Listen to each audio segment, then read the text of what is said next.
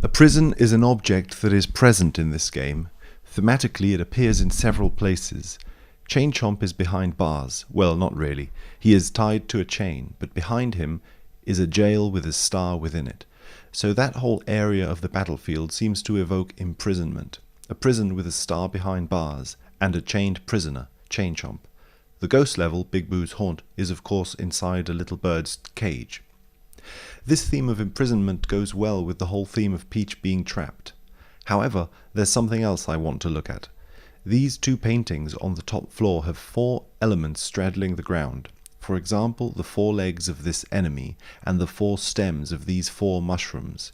In both cases, even though a leg and a stem are things that usually connect you to the ground, they are seemingly connected to non-ground things. The stems seem to simply descend into a sea of clouds, since this is a tall mountain, and the legs descend into water, where the insect is walking. In both cases, as a viewer, we don't see any solid ground.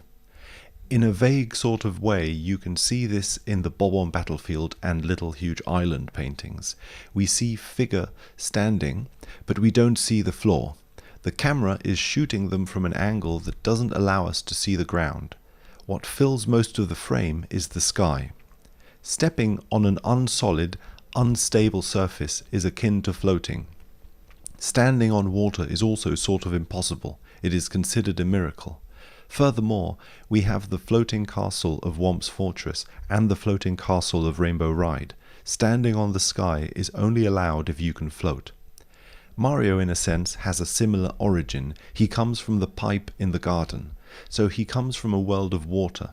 He doesn't come from stable ground, and upon jumping out, he jumps up into the sky and pumps his fist into the air where the sun is.